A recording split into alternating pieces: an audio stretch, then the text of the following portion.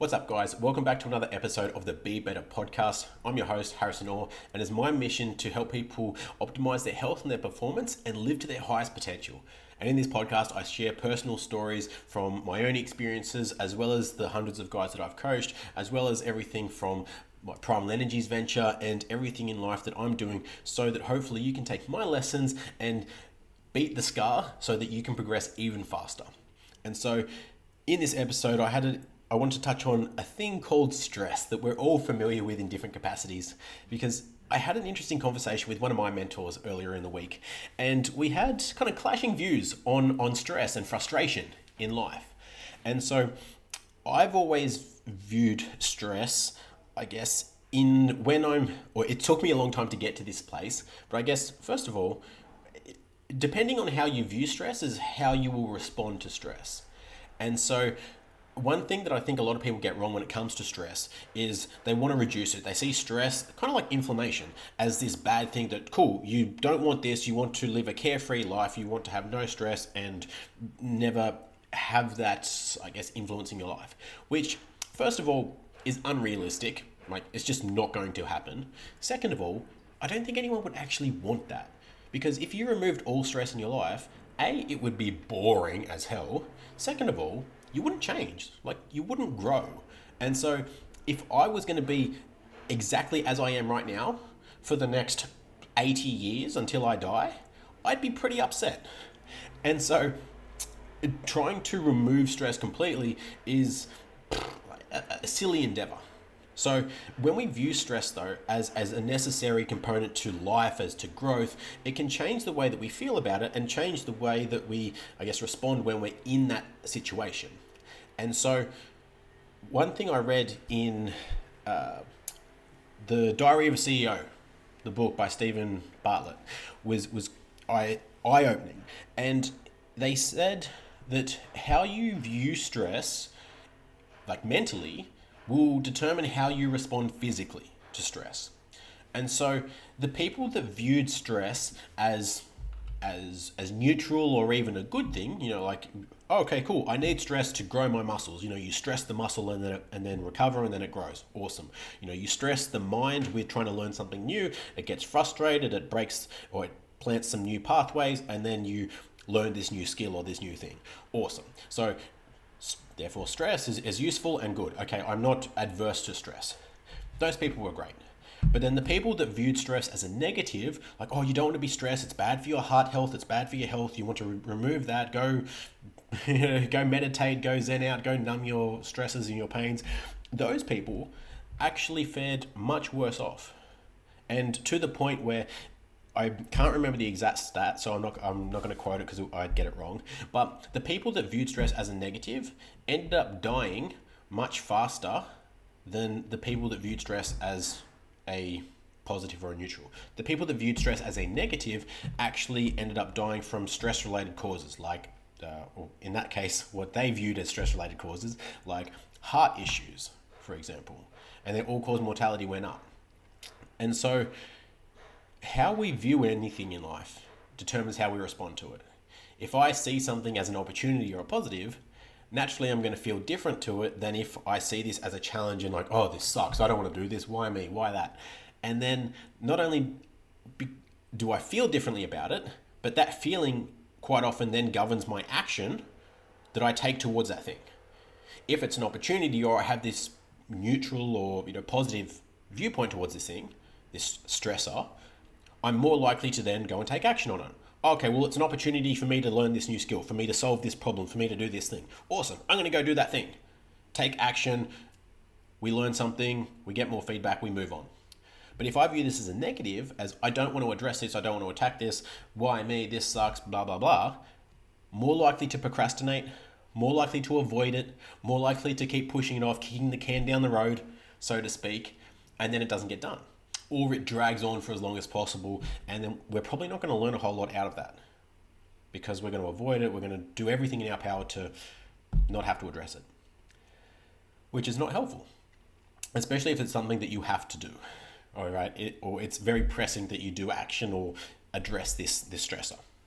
And so a viewpoint that I've found really helpful when it comes to handling stress or viewing stress, I guess, is like you've got a stress backpack, right? Because we can all handle so much stress at any given point in time. And depending on where that stress is coming from, sometimes it's more controllable than others. And then based on that is how much, I guess, output we can have, right? And so there's some of the different areas of stress that I most commonly see are things like sleep deprivation, like because people are tired, that makes them more stressed. There is digestive stress. If you're eating a bunch of gluten and you're gluten intolerant, it's probably not a great idea. If you're eating a lot of processed foods or sugars, or if you're eating things that don't agree with you and you don't have optimal digestion, then you're going to be bloated, you're going to be backed up. That's going to cause stress on your body. That's going to require a lot of resources from your body to kind of address. And then naturally as well, you don't feel your best physically or mentally if you're bloated and there's a conscious feeling in your stomach. And so we've got digestive stress. Then we've got the obvious physical stress. So whether that come from work, if you're doing manual labor or you're doing something physical, or just in the gym or your exercise or your training, so your body can adapt and grow and things like that. That's obviously a good type of stress, the one that we want. Then there's things like psychological stress or emotional stress. So that might come from the workplace, maybe from finances, maybe from relationships or partners. Some of those things there's other factors. It's a lot harder to control. And so depending on what your goal is and what you're working on at the moment will depend on where you shift, or where you allocate, I should say, those different amounts of stress. So ideally, we address the sleep one. Boom. Have your sleep routine, get optimal quality sleep. Cool. Sleep deprivation, low energy is not a stressor. We can wipe that one out. Eat foods that nourish your body, so you don't have digestive issues, things like that. Beautiful. We could wipe that one out. Improving emotional intelligence, improving communication, improving those areas and our own mindset. That's going to massively help with things like our relationships. It's going to in the workplace as well. Finances. It's a little bit harder, especially as interest rates are going up and there's a lot of outside factors coming in. But then also putting things in place. Well, okay, do I have a budget in place? Do I have a plan to be able to earn more money? Do I know my numbers of what I'm trying to hit, so that that is less of it's a controlled stressor in that space. And then when it comes to either the psychological stress, other factors, if you're trying to learn something, whether it be a physical skill or how to program something, how to run ads, how to do something in your business, that's going to take some stress and going to take a lot of power from your brain, right? And so the less stress we have in other areas, the more we can dedicate to that. In the same way that if your big focus right now is physical development, you're trying to get stronger, you're training to compete, to run a marathon, for a powerlifting competition, for a CrossFit event, whatever it is, and you want to dedicate as much physical stress as you can to training and recovery, then you will be able to recover a lot faster and perform a lot better if those other stresses aren't stacking up. And so knowing what season you're in, if you're in I'm in a learning season with figuring stuff out with work. I'm in a growth and adaptation season with my physical element. Or you might say, everything's falling down around me. My guts are not happy with me. I'm stressed out, so it's affecting my sleep. And so my relationships aren't as good because I'm on edge, I'm stressed, I'm irritable all the time. Awesome. Probably not the best time to try and go on some crazy restrictive diet or some crazy intense training program, or try and create this full new system in the business, which is going to take a lot of resources because our bandwidth is going to be so much lower. So that's a way that's really helped me when it comes to thinking about stress, right? If I'm really stressed, where can I reduce some of the controllable ones, and then where can I allow myself to then push the boundaries of what I can handle so that I can then grow? Because that growth comes in that frustration phase of learning something, right? If you're frustrated of why can't I get this? I just can't get this. That's a good sign. That's when you're starting to form new neural pathways. Push through it. Don't get angry so that you do something that you regret or that you can't control it, but push into that zone, because that's the learning zone right there. And so to draw this back to the conversation I had with one of my mentors earlier in the week, that's been my view. Just that exact phrase, that exact statement, that if I'm feeling frustrated right now, that I'm not getting this, I'm not understanding this, that I'm not like, and this is on a bigger level, right? Not just in terms of one specific area, but I'm feeling frustrated and a little bit stressed right now because, I'm trying to either, maybe I'm running this ad and it's just not clicking. It's like it's getting lots of clicks, but it's not getting any purchases. Then there's this trend that's looking good, but it's not quite there. Like in the past, for me, I've resonated that with, cool, I'm on the path, I'm about to break through. It's like I'm banging against this wall, and then it's the last few fibers before just like bang, and then like you break through. And so that viewpoint has enabled me to almost look forward to these stages, but also endure it a lot longer and just handle it a lot better. Because I don't know about you, but I know we've been, especially if you're maybe a spiritual person or maybe you just like excuses, how many times have you been in a situation where things haven't kind of worked out for maybe a couple of times, or a few weeks in a row, and then you just say like, oh, it's a sign, it's not meant to be, right? Like a great example at the moment is I want to set up a stall at farmers markets for Primal Energies. I want to have a stall that I can sell brain juice both as the packet, but also sell single serves of it to people as a coffee alternative, an amazing hot chocolate, like all that good stuff. And it's actually proving quite difficult. So I applied to the local one to myself, which is literally 2 blocks away. And they said, no, sorry, we don't have a space for your offer at this time. Well, I go to your stall, I go to your markets every single weekend. I don't know what is competing with my offer, but okay. So I'm trying to get more information on that one. I went to another one, which I thought their area would have been very suited to mushrooms, to ceremonial grade cacao, which if you're in Sydney, Glebe, Newtown, Sydney Uni, that kind of area, very much the hippie, retro, those type of people, which would be very likely to adopt if they're not already using like medicinal mushrooms and that kind of space.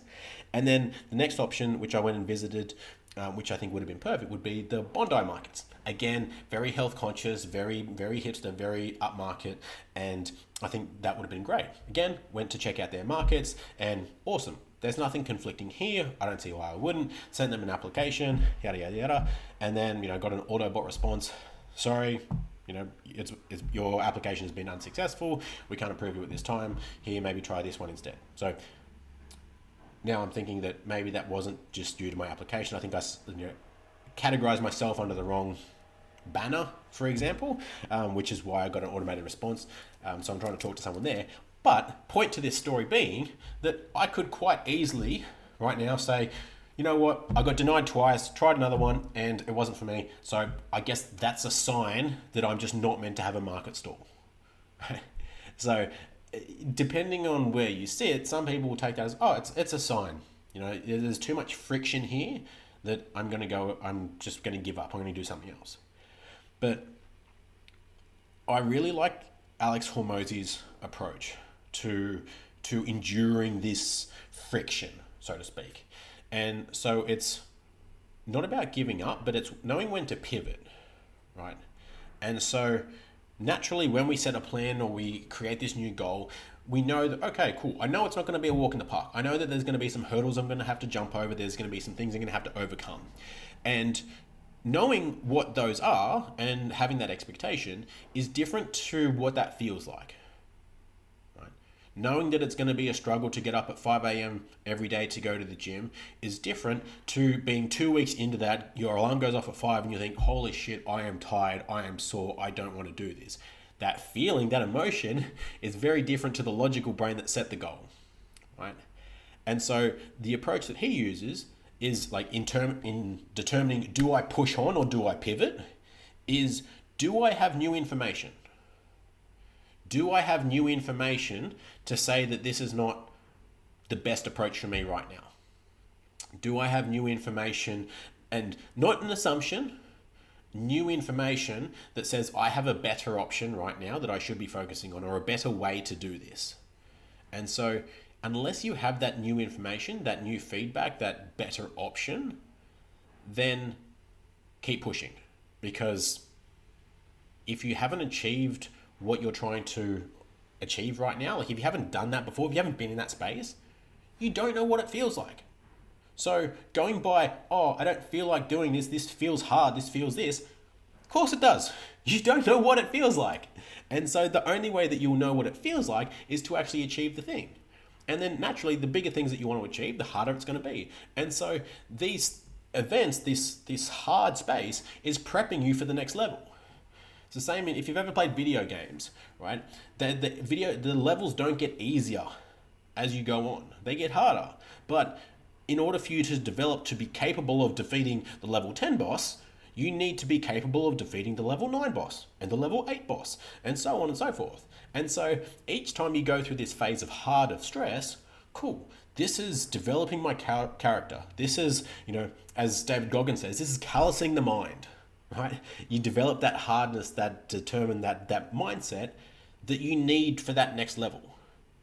So it becomes less about what are you trying to achieve and more about who do I need to become that is capable of doing that. Because if you think of the goal that you have right now, the big, hairy, audacious goal that you want to have, whether it's the life that you want to live, the type of business that you want to have, the type of body that you want to have, what is the difference between you right now, your habits, your traits, everything that you are, and the person that is capable of that? There is fundamentally something very different. Maybe it's determination. Maybe it's work ethic. Maybe it's just volume of work, right? And not a lot of people like to hear that, but volume plays into it. With enough volume, you create your own luck.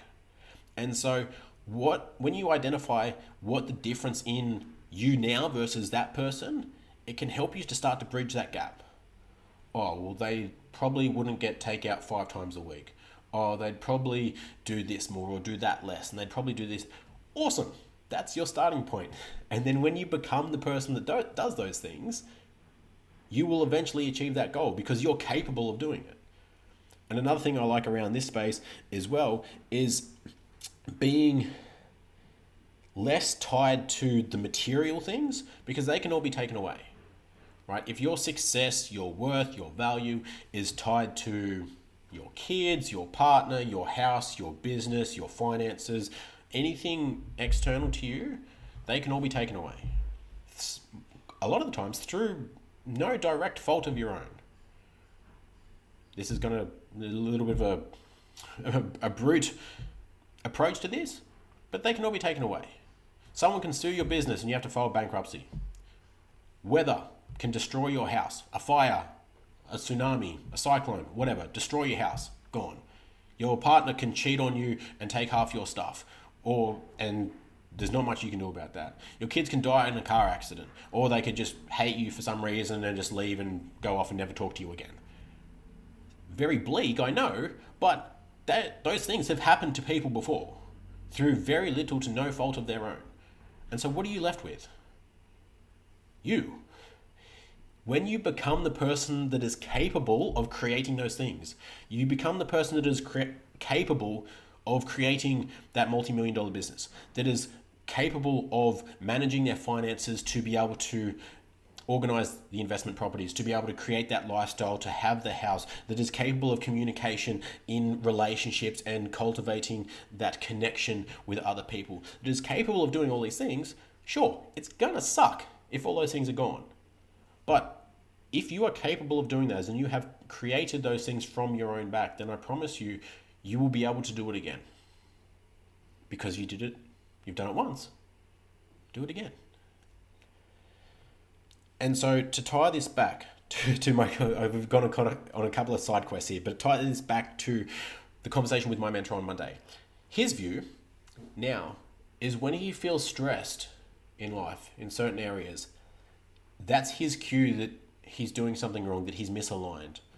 And the analogy he used, that's like a bowling alley. You've got, and you know, as a kid, when you've got the rudders down the sides, the bouncers. And so if you bowl it straight down the middle, beautiful. No friction, just sends it straight down into the pins. If you go either side, there's friction. And if you keep if you don't change direction, you're going to keep grinding against that bumper until you eventually stop or you change direction. And so I thought that was quite interesting because I haven't viewed it from that point, because then it becomes how do you know when to change, and how do you know that this hard is what you need to go through, right? Because I've always been of that mindset. And I think that's something that you only develop with maturity, with experience, because it's kind of like a fat person listening to their intuition of what to eat. Well, that's why you're fat in the first place, because you listen to your feelings as to what to eat. At some point, you're going to have to go against those feelings and not eat that cake. Eat that steak and those veggies and shift that. Like, you're going to have to go against those because listening to your intuition or your feelings too much got you into that place. So going back to, if you haven't achieved it before, if you haven't been on that path before, you don't know what it feels like. So listening to your feelings isn't always the greatest approach. I'm not saying to disregard them, but then also be mindful of, is this my ego trying to sabotage me? Is this something that's trying to keep me in that comfort zone? Or is this something higher? Is this serving me? Because then you go through this life cycle of, cool, you haven't been there before, so don't listen to your feelings. Your feelings are what got you into this place, whether you're fat, you're broke, you're unhappy, you're whatever. Cool, we're going to have to go against those feelings for a little bit. And then you get to that space of, now that you've got the body that you want, now you've got more financial freedom, now that you've got this space, oh, okay, now I know what it feels like for what it should feel like when I'm hungry, or what it feels like when I'm sitting on 10K, 100K. Now I've recalibrated my intuition as to what I'm feeling, what I need, what I don't need in this space. So I thought that was a very interesting perspective, and it's shifted the way that I think a little bit. I hope this has been helpful for you. I just spewed a lot of viewpoints and stories and frameworks on stress that I've used, that I use with my clients, and I hope at least one of them was helpful for you. But like always, I don't want you to just think, oh, that was a cool story, Harry. Nice work, bro. I want you to actually action something from this. Take one of these lessons, whether it's the stress backpack or it's the viewpoint on stress or whatever it might be. Take away this lesson and actually change something. Whether it's there's something stressful in your life, reevaluating it and looking at it like, is that necessary? Is that helping me to grow, or is that unnecessary? Is that just my mind telling me that it's stressful and it's not actually that stressful? Like, what can you change there? And I'd also love to hear from you as well. What do you change? How does it help you to make more progress, to just be calmer, to just be better, as we always say? And so share that with me. Post a comment on this, leave a review, reach out to me on Instagram. I would love to hear from you. And so, like always, don't be sorry, be better, and I'll see you guys in the next episode.